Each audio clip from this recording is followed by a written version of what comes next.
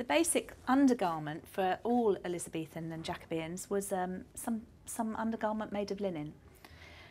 This is a linen smock for a woman's dress. You can see it's flared at the bottom, but men would also wear linen in the form of a shirt to go under their doublet and hose.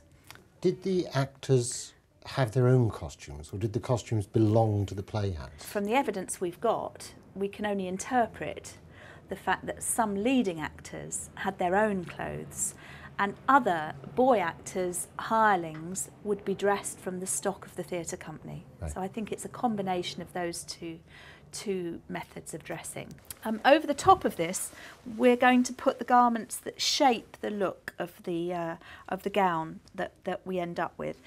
So here you can see a boned corset, and tied to it at the waist are the silk petticoats that go with it.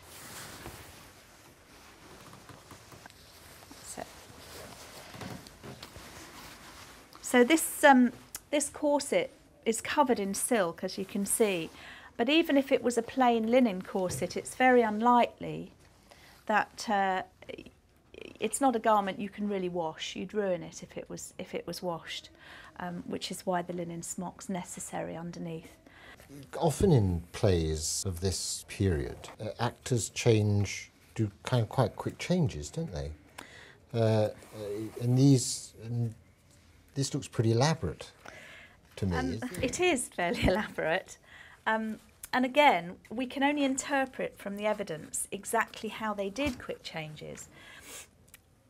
That's quite difficult to do because our relationship with our clothes is a much more, it's a more casual one than that of the Jacobean actor. This sort of clothing, you know, in the 17th century was worth thousands. And so, although these clothes are, you know, this whole costume is worth thousands of pounds, it doesn't actually belong to Hattie and it doesn't actually belong to me. And so we're in a different position to those actors 400 years ago who might well not have treated the clothes as roughly as we do. Right. That's the question that's always in my mind, is do we treat the clothes with the respect that they did? This, by the way, this is called straight lacing. I don't know if you noticed, but I kept coming in a spiral down the corset, unlike the sort of Snow White, you know, crisscross lacing that you often see in historical costume, which isn't normal in this period. I think the expression to be straight laced literally comes from this. The shape is to make a cone shape, really, so to make the waist as small as possible, and to effectively flatten the breasts. And I think this is an interesting point in terms of, you know, if this was a boy actor and not a young woman we were dressing, effectively you end up with a very similar shape on a man. This thing of tying everything together at the waist is a sort of crucial part of this dress. You need to keep everything together to get this highly constructed sort of shape. And it's an interesting point that the men's dress is exactly the same. This is a young man's doublet and hose. And you can see at the waist of the doublet, this lacing band with holes in it, and corresponding holes and ties to be threaded through, so that, you know, the men were tied together at the waist all the way round as well as the women. It's the same idea. Now we're going to put on what's called a French farthingale. And I've brought two because I'm not sure which size will work best. And this is, again, something to create an artificial silhouette. So this goes around the waist to accentuate the hips. Again, very useful for young men dressing as well as women, because it means that you don't have to have a woman's hips to look like you've got them. And once Hattie's dressed, we won't be able to tell, you know, what size her natural body is, really. Can I have the dress? Thanks. Now, on top of this, we're going to put the gown, which is one of the outer layers of clothing. This is an Italian style with side lacing. Now that sleeve's in already, can you see? So that arm wants to go in there. tweak the hair. That's it. Lovely. There we go. Cool. Again, I'm going to tie this point's coming all the way through from the corset to the bottom of the dress bodice to again hold this point in place. There we are. And now I wonder, Pam, while I start to lace the back, and again, Hattie, we might just turn you round for the next bit, because there's a lot more lacing to do here. They did use hooks and eyes as well. That is another method of fastening clothes, and there were lots of buttons on, particularly on doublets. This style has got 2 sets of lacing at the back, but some women's gowns either do up down the centre front or just with 1 row of lacing at the back. You do find in men's fencing doublets that sometimes you get lacing under the arms for a lot more flexibility. Okay, so here we are. Oh, Pam, are you just finishing off that sleeve? Well, while you're doing that, I just want to say something about the actual fabric that this is made from. It's a textile which was called in the period cloth of silver. And in the, for example, in the Henslow papers, the account of the Admiral's Men Theatre Company, there are many, many items which are cloth of gold or cloth of silver. It's really, you know, it's the aristocrat of Renaissance textiles, along with shaped cut velvets.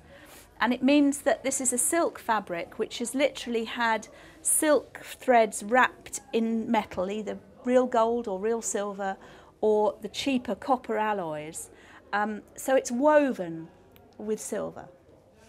I'm holding 2 glass-headed pins, which is one of the other methods that Elizabethans and Jacobeans used to hold their clothes together.